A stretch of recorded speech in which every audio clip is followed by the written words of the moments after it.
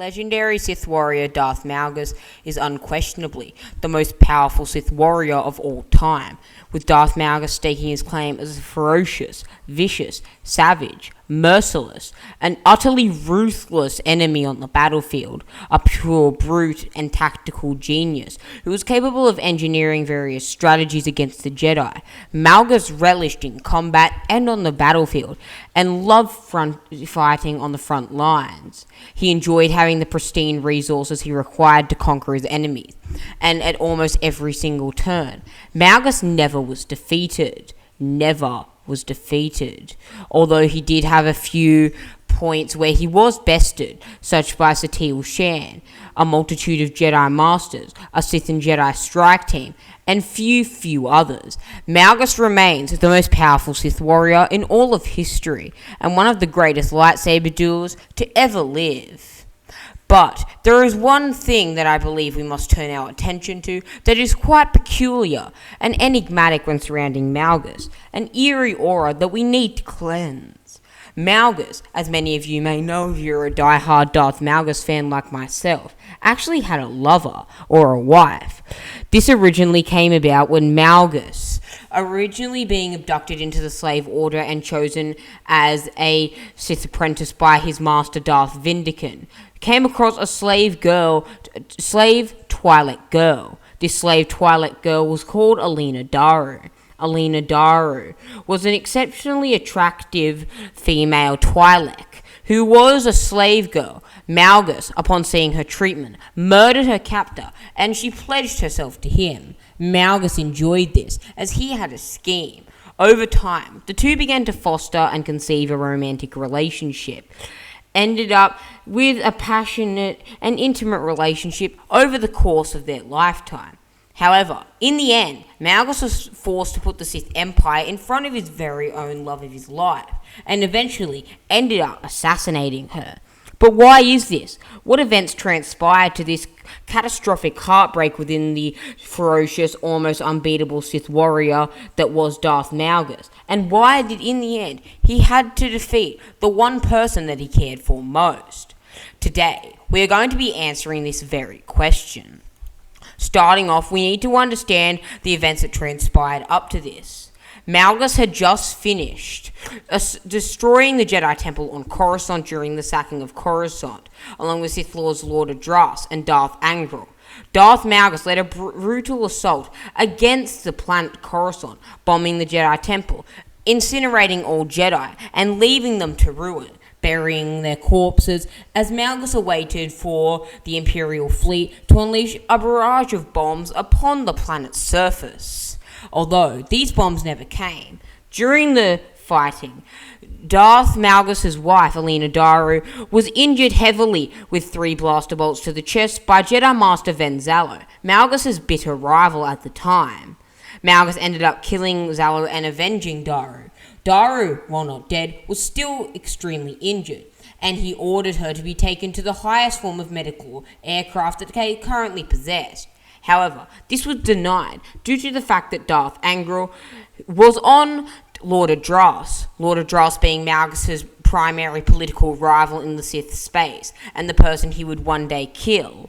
He was on his side, and denied Daru the treatment that Malgus had desired, eventually causing Malgus to flip into a rage and almost sever Adras and Angral's head, although he was much powerful than both of them. Malgus could not do that to his superiors, so he went to the hospital where Eleena was shunned, just because she was married to what they appeared to be a madman, who showed compassion and seemingly weakness.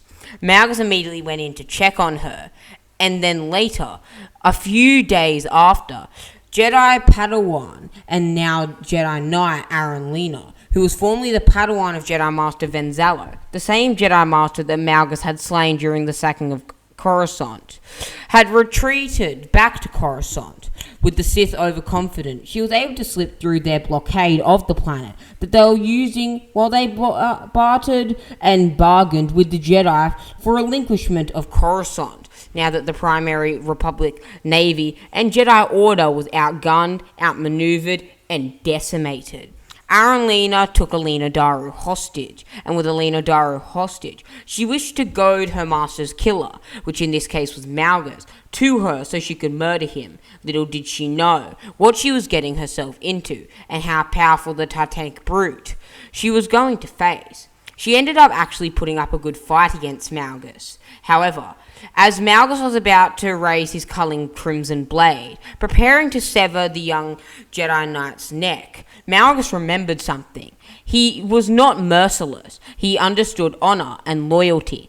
He saw Eleena Daru, and he primarily saw her alive. He saw that she'd been given appropriate medical treatment to at least keep her alive, to satiate Malgus's rage, and to stoke his fear and concern. For this, and for keeping Daru alive, seemingly not in any worse conditioning than she was previously, Malgus decided to let Eleena go, allowing her to leave one final time. Malgus allowed her to leave while he tended to Daru. He knew the thoughts brewing inside his head were logical ones. He knew what he had to do, but he didn't know if he had the strength to do it. Malgus knew that if Daru were to survive, Angrel and Adras, who are now proven to be politically advanced allies, would unquestionably not only tease him, but disrupt his reputation, dislodging it from its rightful place as one of the top of the Sith Empire. They would possibly even get him kicked off the Dark Council, due to the fact that compassion is one of the most morally frowned upon things in the Sith ideology, and primarily the worst thing a Sith can have in the Sith Code. In the end, Malgus was eventually forced to put all that aside, all his love for Daru that he had over the years, all the care that she had given him, installing his respirator and his hulking suit of armor, loving him ever since he was in his 20s, loving him for over 30 years. Malgus had to shun all of that in one final culling sweep of his blade. Malgus ignited his lightsaber and impaled Daru in the chest, instantly killing her. Her limp eyes rolled up in her head for the last time. Malgus felt a bittersweet fire enrage in his stomach, igniting it, the flames of Daru's death slowly becoming insatiable. Malgus's rage had just augmented 97,000 times. Malgus now carried a burden of fury. He was completely relinquished from the Empire. He left the Empire shortly afterwards. Malgus only wanted Daru, but now she was gone, because he needed no fears. He could not have a weakness, or other Sith and Jedi would use that against him. That was something he could not have occur. He was the greatest military tactician at the time, and certainly one of the greatest Sith lightsaber duelists, if not the greatest lightsaber duelist at that point in history. And yet Malgus was completely undone by the death of his beloved slave girl. In the end, Malgus constantly had the fire of Eleena Daru's death burning inside him like a ravenous hunger, very similar to Darth Nihilus' force wound. In the end, Eleena Daru was Darth Malgus' greatest victory. Eleena Daru was Malgus' greatest sorrow, but in death, she was his greatest weapon. She had stoked the flames of the dark side within him, fully immersing himself in the dark side. Malgus fled the Sith Order, relinquished his titles, and once again became the false emperor shortly after with the presumed death of Vitiate. In the end, Eleena Daru was the source of Malgus's rage, and the reason he became truly the main titanic brute of darkness. Well, my friends, what did you think of this video?